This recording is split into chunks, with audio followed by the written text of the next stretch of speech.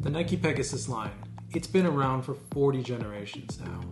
And in this video, we're going to talk about why the Pegasus line is so important not only to the Nike running line in general, but also why via the Pegasus line, you can maybe see the evolutions and the direction that the Nike running line is headed.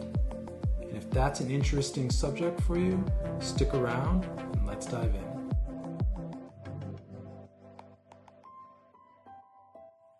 Now, I need to preface this video with a few things. I don't work for Nike. I also don't work in the running industry or have anything to do with shoe design. But professionally, I am a product designer and I have a long background in product design, both physical and digital product design.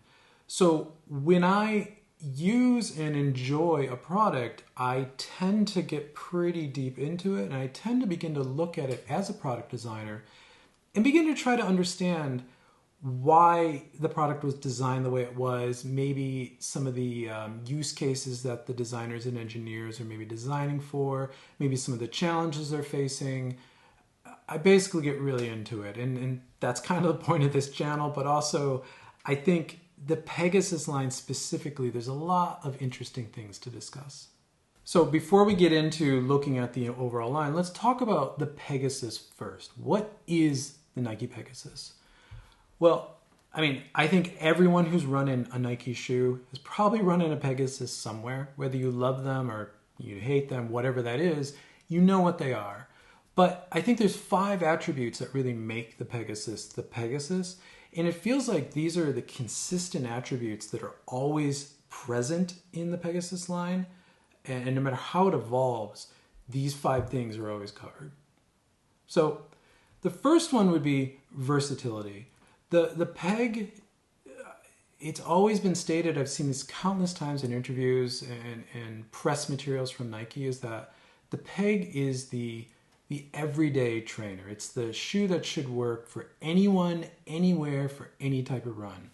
The core of a daily trainer, right? Like that's what we want out of a daily trainer across the board. The second thing is Zoom Air units. So Zoom Air did not come to the Peg first. It was in a few other shoes first, but I think at this point, particularly in 2023, the Zoom Air units are most prominent in the Pegasus line. And to be clear, the Zoom Air units they're the thinner units that have the tensile fibers in them. They're not the big clear units that you see like in the Air Max, for example. They're much thinner and they have fibers in them. They're very similar to the AirPods that are in the Alphafly, but that technology goes back into the 80s and it's always been a cornerstone of the Pegasus. Third one, and I think this is an important one that's often overlooked, and I think a lot of reviewers that talk about the Pegasus, particularly in the past couple of years, have commented on this fact as kind of a negative, but I actually think it's one of the positives and one of the core things that should always be in a Peg, but it's that full rubber waffle outsole. Now, we have tons of foams now that you can run directly on. I think Hoka has shown that. There's a bunch of other lightweight shoes out there that run directly on foam. We even run directly on Zoom X on the ground now.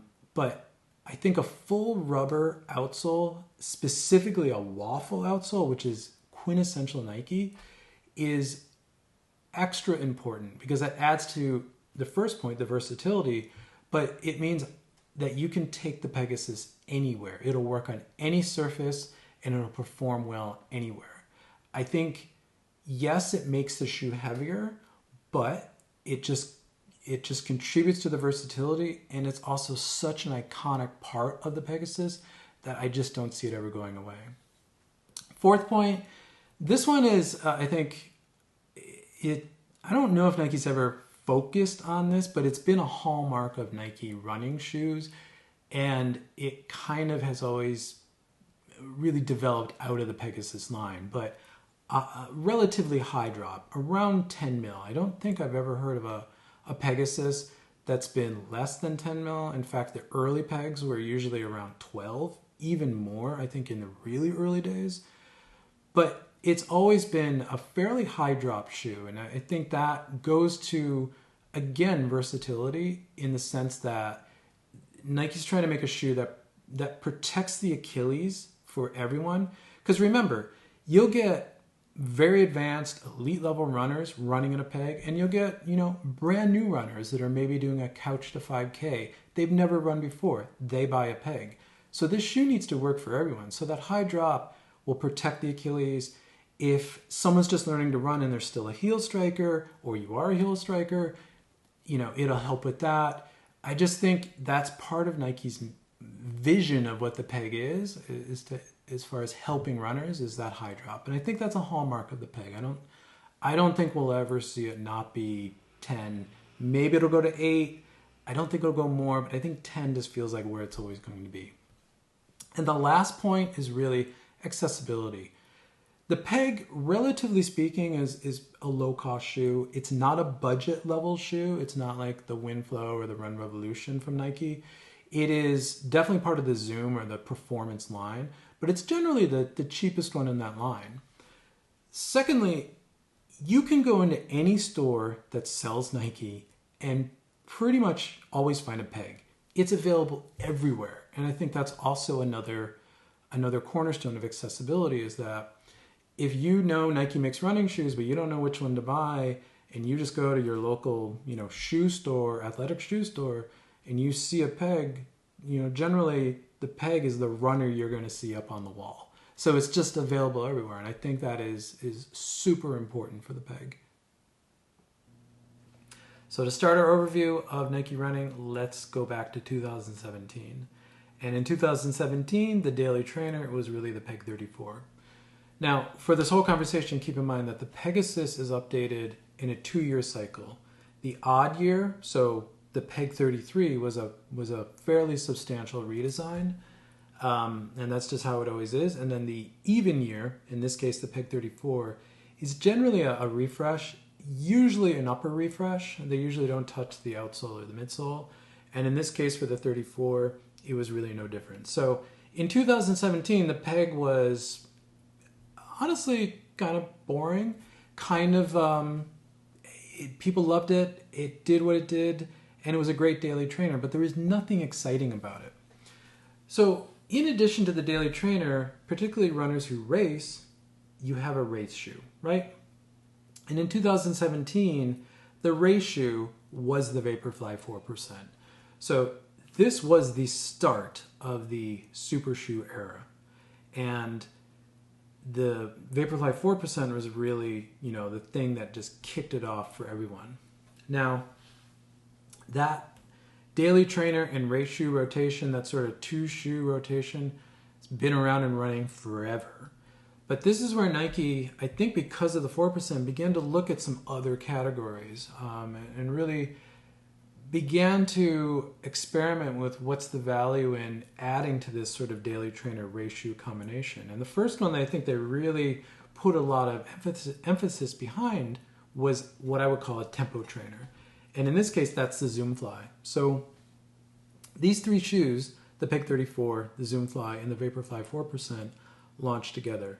These were promoted together, and they really were, featured everywhere together. And this was interesting because you could look at the Peg 34 as something that is from the past.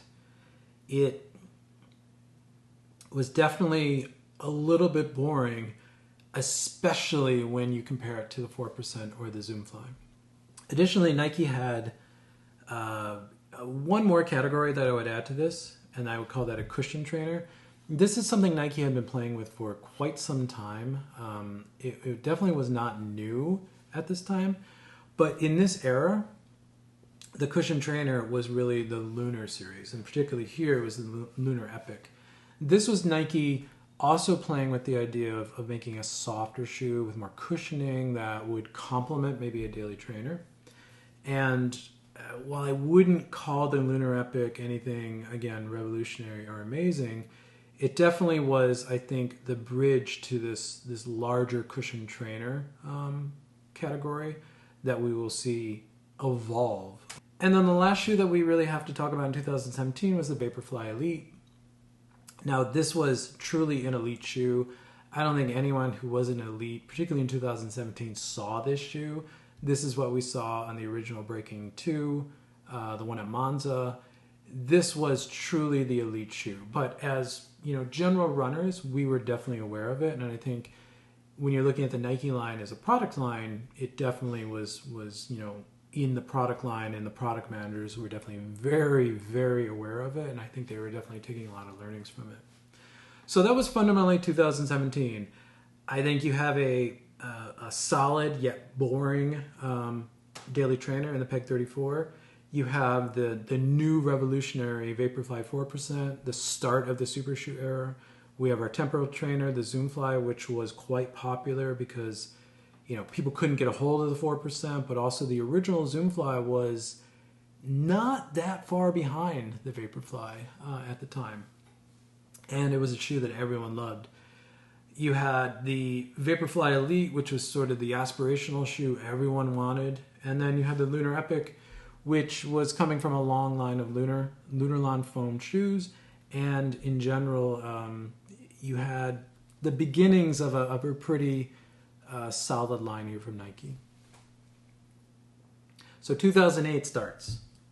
And 2008 is the Peg 35. Now the Peg 35, being an odd year, was a substantial redesign of the Peg. And it was the first Peg that I really remember really loving. I ran in the 34. I don't really remember much remarkable about the 34, but I remember the 35. And I remember first time I put the 35 on from the 34, it was a substantial change. And at that time, I hadn't run in the Vaporfly yet. I had run in a Zoomfly. So I didn't know really what ZoomX and the Vaporfly felt like. But I had an inkling based on the Zoomfly where it was going. And where the Peg 34 felt like it had no connection to those shoes, the 35 still really didn't, because it was still Cushlon. It was still kind of boring in many ways, but it was a much more interesting, much more approachable shoe, I think, than the 34 was. It just felt more modern, more fresh. So additionally, in 2018, we also got the Turbo. So at the time, it was the Pegasus 35 Turbo. And this shoe was, I think, Nike's attempt at taking the new tech that's in the Vaporfly and bringing it into the daily trainer line. And this is, I think, where a lot of stuff begins to change with the Nike line, because now they were taking the daily trainer and they were really, pushing it to the next level. And I think the Peg was really just the start of a lot of changes that were about to come in the Nike line. At the same time, we got the Vaporfly 4% Flyknit. Basically the same, the same shoe, just a different upper, and some would say a better upper, I think. This is the first Vaporfly I had that I remember, and I definitely remember the upper on this one. This was sort of the end of the Flyknit era as well, where it seemed like every shoe got a Flyknit upper. This was really the last one that kind of got that classic Flyknit. And then, Nike had been playing with some innovation in the Tempo Trainer line via the Zoomfly. So they had released the SP somewhere in there, which had a slightly different midsole. Because remember, the original Zoomfly was Lunarlon foam with I believe it had a nylon plate in it. Where the Zoomfly, the SP, got the carbon fiber plate. It still was Lunarlon, but I think it had some sort of React core or something in it. The SP was always sort of a mystery to me. I never had it, I never ran it, I never saw it. But it did have a Zoomfly Flyknit. So with the 4% Flyknit, you got the Zoomfly Flyknit, and the Zoomfly Flyknit was the carbon fiber plate with the React midsole. So this was sort of the first, I would call it, modern or the Zoomfly line as we saw it, from that point on. That's where the Zoomfly line sort of solidified into what we now know as the Zoomfly today. So again, you got the Pegasus 35, which was a big refresh, but it's still Cushlon, still got the Zoom Air unit. Great shoe, but again, not a ton of connection really to the Vaporfly. But the Peg Turbo, the Peg 35 Turbo here, definitely did, because that had the ZoomX right under the foot, and then it had React on the outsole. Was a great shoe. It felt fun. It felt fast. It felt like it was connected up to the Vaporfly and the Zoomfly. Additionally, we also got the Epic React in 2018, which I think is, again, the evolution of the Lunar Epic. Again, this was the React Epic, essentially.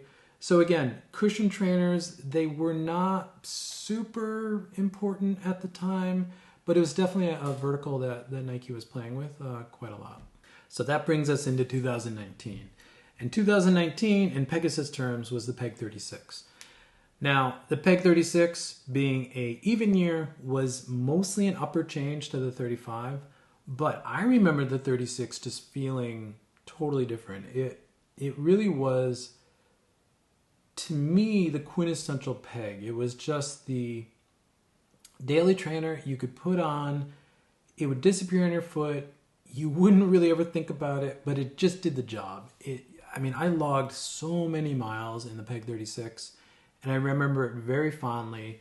And again, it wasn't a big change from the 35, but it felt better to me. It fit better to me. They must have adjusted the Cushlon in it a little bit. It felt softer.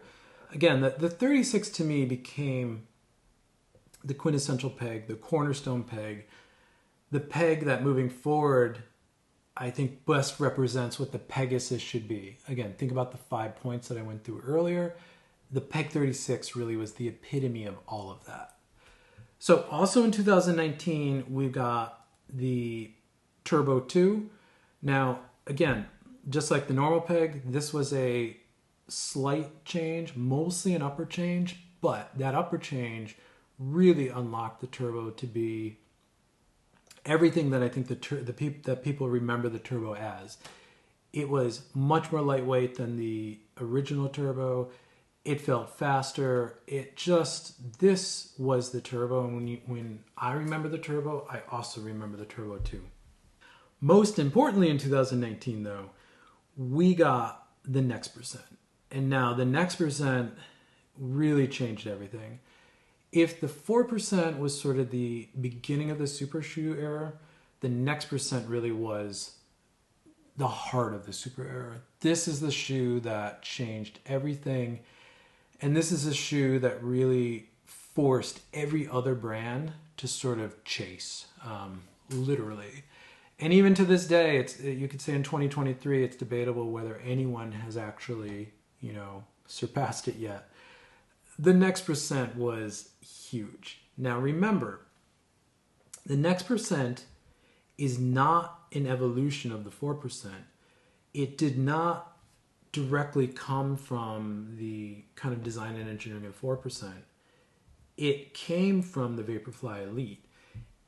The Next Percent was a much more aggressive super shoe. The 4%, while it was ZoomX, carbon plate, all that stuff, it ran much more, I'm going to almost nowadays call it traditionally, whereas the Next Percent, it did not feel traditional at all. It felt completely something altogether different. And it really changed everything very significantly. In 2019, we also got the Zoomfly 3. Again, a Zoomfly that I remember fairly fondly. I know most people don't. But again, the Zoomfly got a redesign, and it also got more aggressive to match the Next Percent. So you have this core line of Next Percent, Zoomfly, Peg 36, and Turbo. Again, the trajectory here is that the Next Percent, the super shoe, is getting more aggressive. And it's definitely geared towards a much more advanced runner. Therefore, the Zoomfly has to follow step. The Turbo is exciting, and the Peg just sort of works.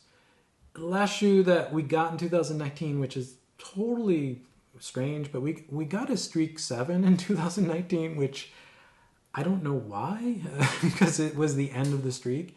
Now, the Streak had been the racing flat of choice, for many generations prior to the super shoe era. That was the elite marathon racer. And for whatever reason, with the release of the Next Percent, we also got a Streak 7. I also remember the Streak 7 very fondly, but I don't think most people even remember it coming out because the star of the show in 2019 was truly the Next Percent. That brings us to 2020. And now 2020, I think, was a big year, an interesting year, not just for running. 2020 was an interesting year globally, but specifically for Nike running. This is where I think things change pretty drastically. So, as you remember, Nike had been playing with what is a daily trainer in the turbos. The Turbo 35 became the Turbo 2. And I think the learnings that they got of what a faster daily trainer is, they poured all of that into the Peg 37. The Peg 37 was a massive update to the Pegasus line. Not only technology-wise, because it now was React, but just the overall shape of the shoe. Everything about the shoe, it became much more aggressive, like the Next Percent previously did. And I think this was Nike playing with what is the role of a daily trainer and really taking learnings from the Turbo series and pouring those all into the Pegasus, the main Pegasus line. So this was also when the Turbo line was sort of sunsetted. There's a lot of stories out there on the internet about what happened to the Turbo, but I don't think the Turbo was necessarily canceled or removed by Nike. I just think the Turbo, the learnings from the Turbo, what the product team had learned there, they poured all of that into the Peg 37, for better or for worse, frankly. Now, the other thing that allowed the Nike team to make the Pegasus so aggressive was that this was the year that we got the Infinity React. Now, the Infinity React is an interesting shoe because this is that cushion trainer line that Nike has been really working towards and really trying to figure out how to make it work in parallel to the daily trainer.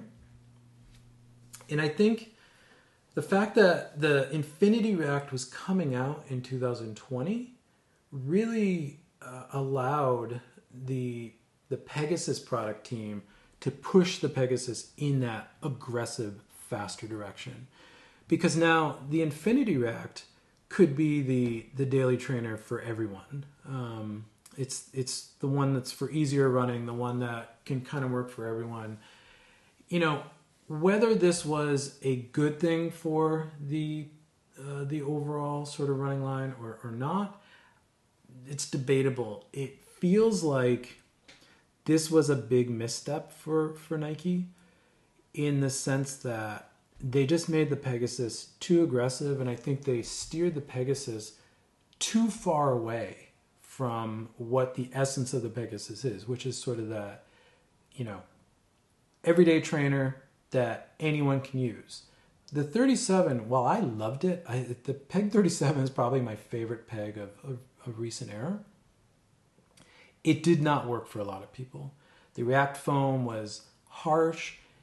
It had only a 4-foot airbag, and that airbag was somewhat problematic at the time. It was a super aggressive shoe. And I think a lot of people started looking at the Infinity React now as the daily trainer. Not just a cushion trainer, but the daily trainer. And that sort of began to change what the Peg was. I can only guess that Nike got a lot of feedback around the Peg 37 update, not only from consumers, but also probably from sales.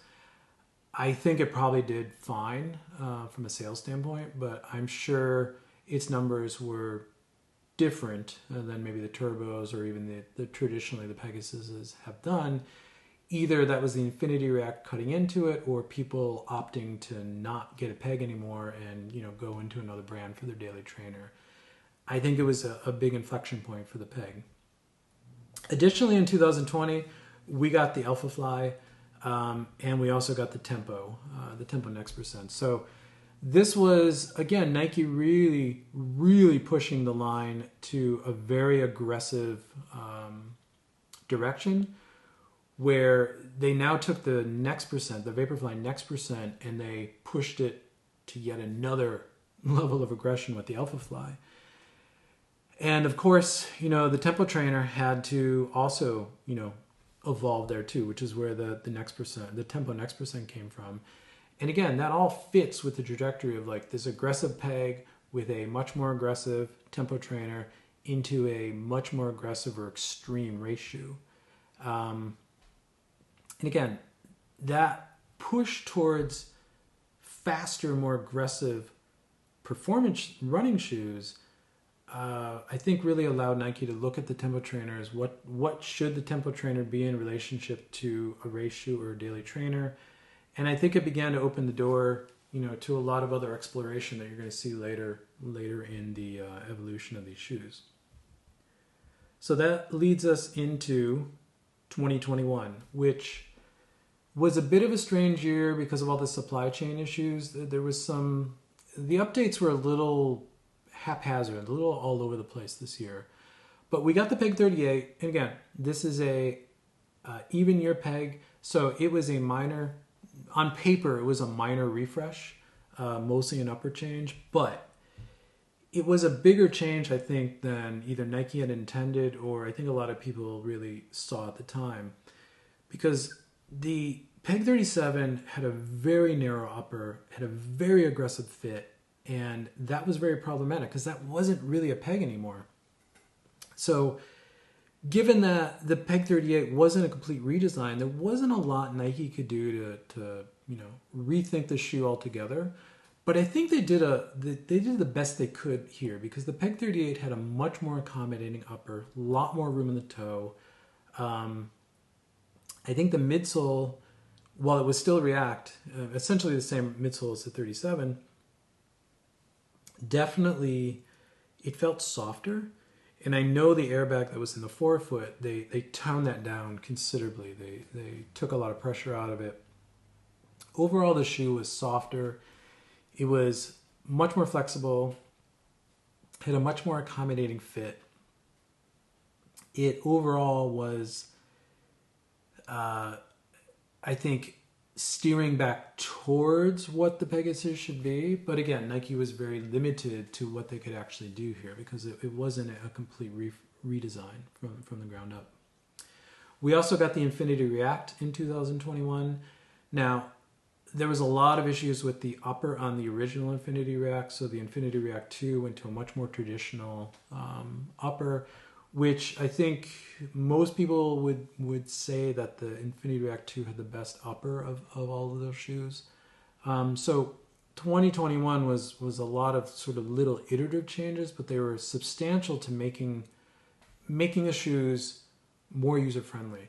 This is where I think in 2020, if Nike had really ramped up making everything much faster, more aggressive, I think they started to step it back a little bit in 2021, pretty suddenly actually. This is also the year that we got the original Invincible run. Now, this shoe I think becomes very important for them moving forward, because this really is the epitome of the cushion trainer, or the max cushion shoe. We also got the Vaporfly Next Percent 2 in 2021. Now, like the Peg and the Infinity React, this was mostly an upper change. There wasn't really any change in the midsole or the outsole. I know a lot of people think that the Next Percent 2 is a little bit stiffer Zoom X than the original Next Percent. I never really noticed that difference, but the upper definitely is a difference. The Vapor Weave in the original Next Percent was very, very aggressive fitting, very much a race fit, where the kind of engineered mesh upper of the Next Percent 2 wasn't quite as aggressive fit. It definitely was much more accommodating, much more toe space, and ultimately made the Next Percent much more versatile. It maybe wasn't as race fit as the Vapor Weave was, but it overall I think extended the range of what the Next Percent could do. And I definitely, while I prefer the Vapor Weave of the original Next Percent, if I'm going to put on a race shoe and go race, I definitely spent a lot more time in the Next Percent 2, just because the upper was just so much more accommodating and it just works so much better in so many more use cases. And lastly, In 2021, we got a Zoomfly 4. Now, this was a weird one because it seemed like the Zoomfly was discontinued because the Tempo Next Percent replaced it. But then all of a sudden, out of nowhere, seemingly, we got a Zoomfly 4 to kind of go along with the Next Percent 2. The Zoomfly 4 was just a very strange shoe. It felt like it was either an afterthought or it was very rushed. Because I think when Nike came out again with that aggressive 2020 line of the Peg 37, Tempo Next Percent, Alphafly, I feel like they thought that that was the future of Nike running. And again, I feel like they had to step things back quite a bit. So the introduction of the Zoomfly to now be the Tempo Trainer partner to the Next Percent, I don't think is something they originally planned. I feel like they probably thought the Tempo Next Percent and the Alphafly were just going to take over as the Tempo and race shoe, but they really didn't, because the Vaporfly, the Next Percent's just it was too special, and it was just too versatile. Where the Alphafly was a great shoe, but it just wasn't. It didn't have the versatility that the Vaporfly did. So I think they had to kind of scurry and add back the Zoomfly to kind of go with the Next Percent 2, which made the Tempo Trainer line a little bit messy. And I think this is one of the areas that over the next couple of years, Nike now spends some time to try to clean up, because I just think there was a bit of a blunder here with the Tempo Next Percent, thinking that's going to replace everything in the Tempo area, and it just didn't. So that brings us into 2022 and 2023. Kind of a lot of interesting stuff happens in this time. So in 2022, we got the Peg 39. Now the Peg 39, being an odd year, was a significant refresh. Visually, it doesn't look much different from the 37 and the 38, but it is considerably different. The last that they built the shoe on is much more accommodating.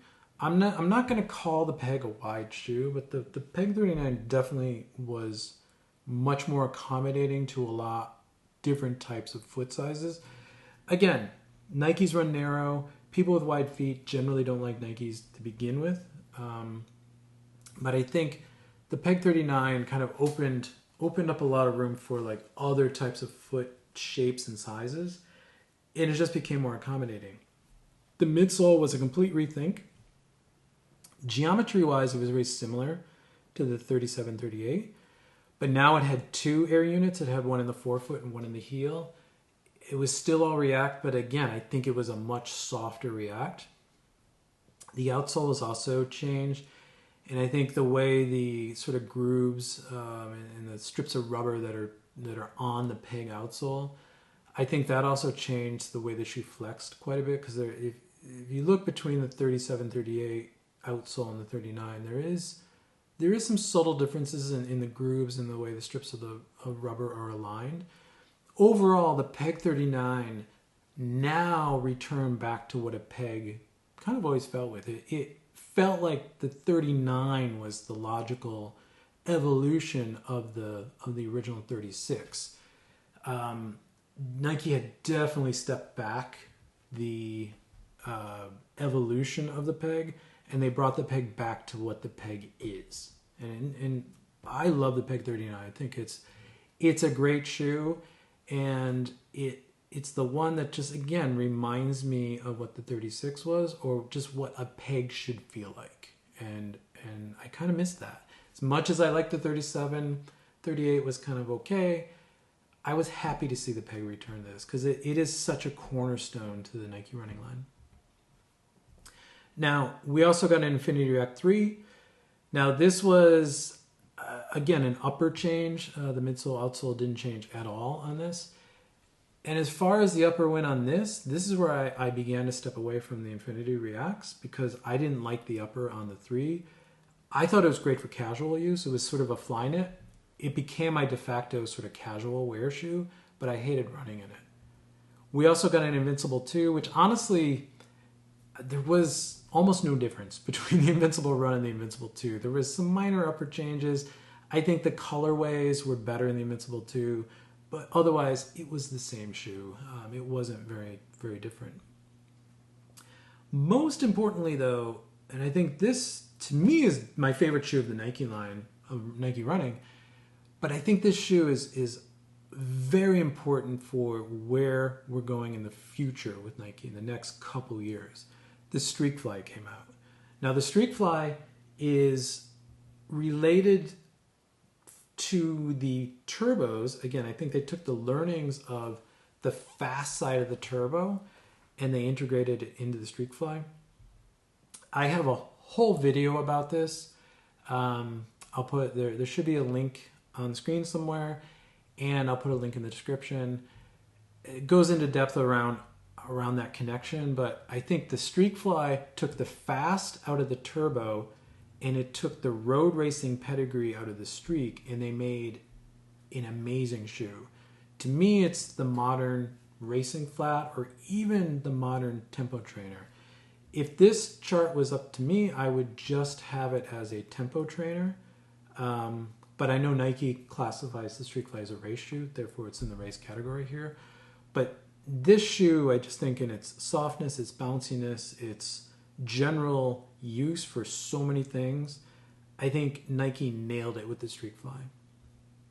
Also in 2022, we got an update to the Alphafly. We got the Alphafly 2. Now, this was, I think, a pretty substantial update to the Alphafly. I think it made the Alphafly better. Now, I know a lot of people love the original Alphafly. I just think the Alphafly 2 was a much more user-friendly shoe.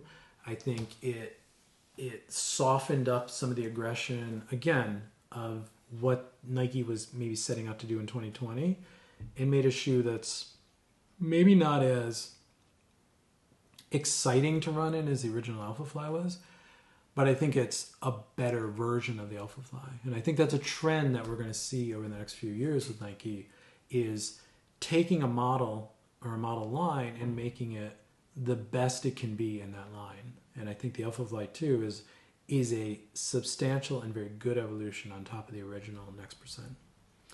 We also got a Zoomfly 5, which, again, the tempo trainer line for Nike is the messiest one, because, like I just said, the Zoomfly 4 was sort of this shoe that kind of, I don't think was planned, and then they had to kind of rush it out, and I think it feels like the Zoomfly 5 was just a totally different evolution of the Zoomfly line. It's maybe they started it back, much earlier. I don't know where the Zoomfly 5 came from, because it feels nothing like the previous Zoomflies, nor does it have the relationship now to really the Vaporfly, because the Zoomfly was always sort of a let's say cheaper version of a Vaporfly. It was using the cheaper foam, but it was going to give you the same sort of run feel. But now with the Zoomfly 5, it had the way the Zoomfly 5 ran, looks, feels, the weight, the size, the footprint of it had nothing to do with the Next Percent anymore. And I think this is one of those interesting points about seeing changes in evolution in the Nike line. With the Pegasus 39 sort of going back to its roots, I think that freed up the line to begin to look at other shoes that could fill different roles. So that's where I think the Streakfly is so important, because, again, I see the Streakfly as more of a tempo trainer.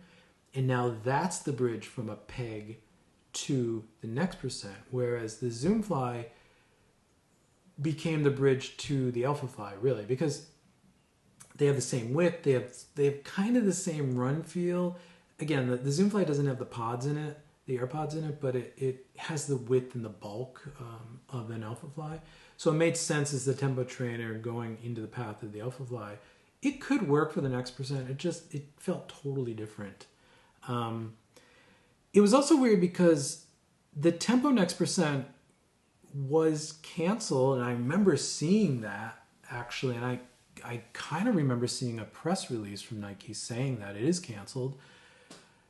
So it seemed like the Zoomfly was sort of the one tempo trainer to fit everything.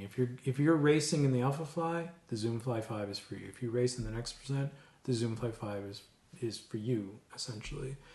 Again, very strange. And the release of it was very strange because it didn't necessarily come out of nowhere, because we had seen leaks of that shoe for quite some time, but it was always called the Peg Elite at the time. Everyone thought it was this kind of new, faster Pegasus.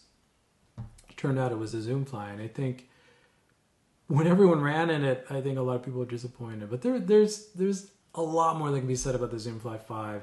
It's not super important for this conversation, but it was an inflection point for Nike in that they now needed to bridge from the Pegasus into 2 race shoes. And I think they were trying to do it with 1 shoe, the Zoomfly 5.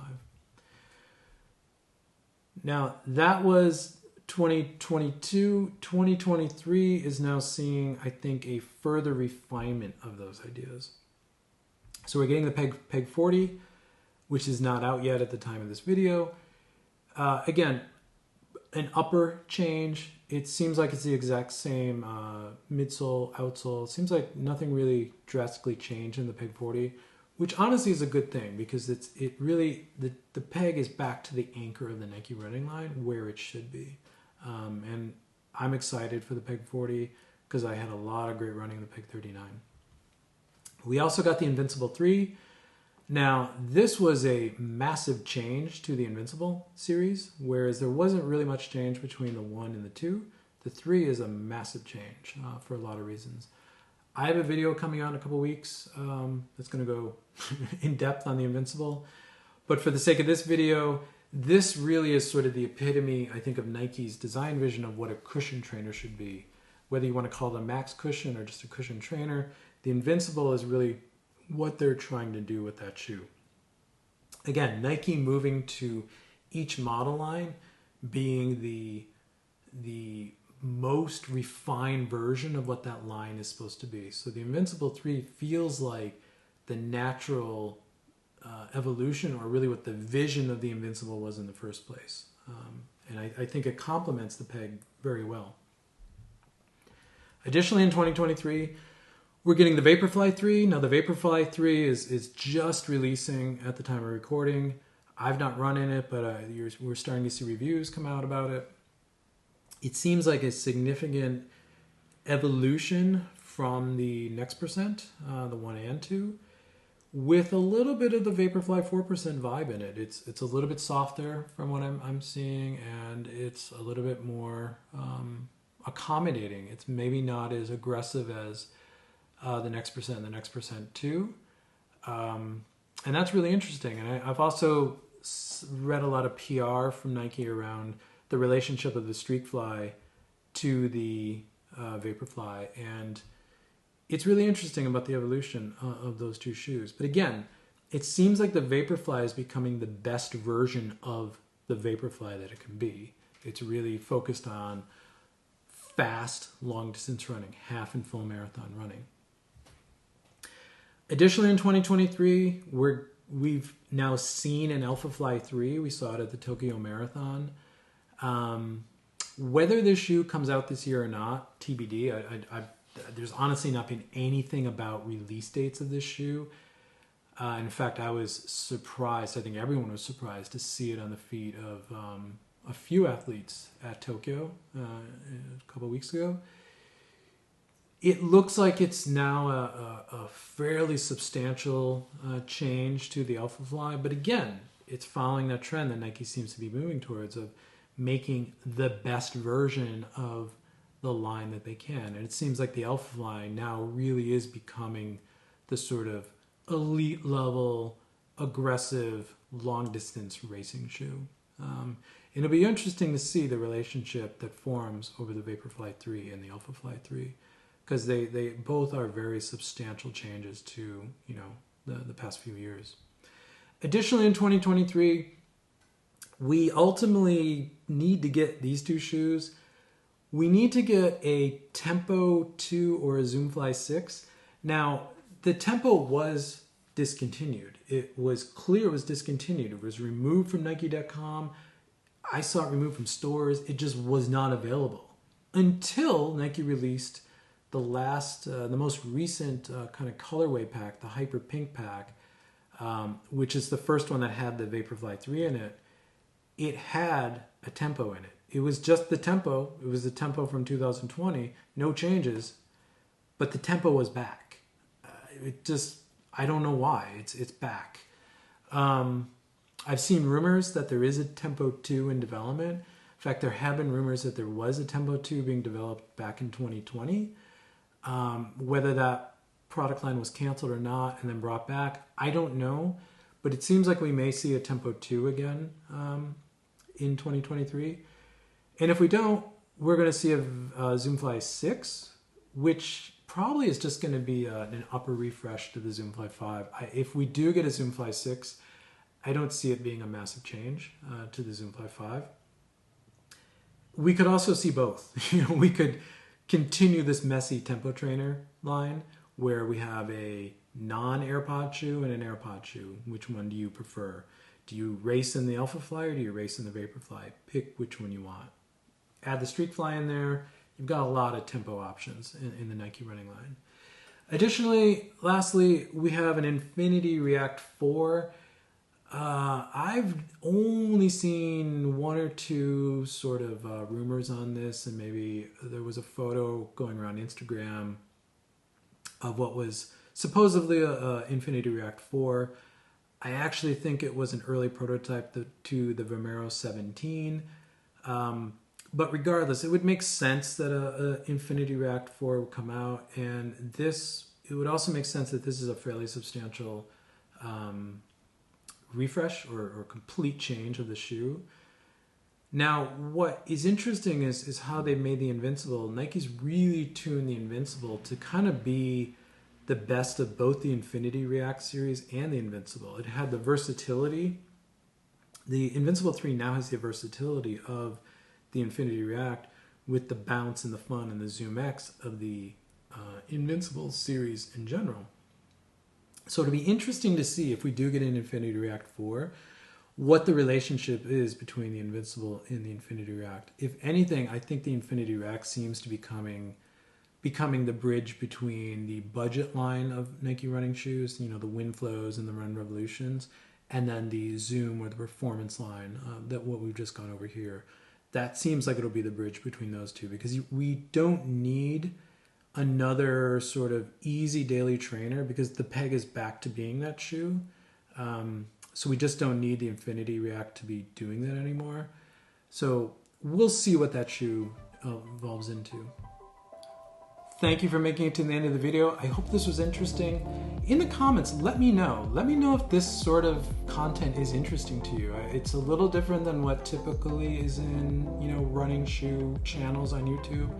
But I find it fascinating, and my guess is maybe a few others will. So in the comments, let me know what you thought, any comments, anything you're also interested in sort of a product design mindset about how you're approaching how these shoes or how these products are developed. So with that, thank you for watching. Don't forget to like and subscribe, and I'll see you in the next one.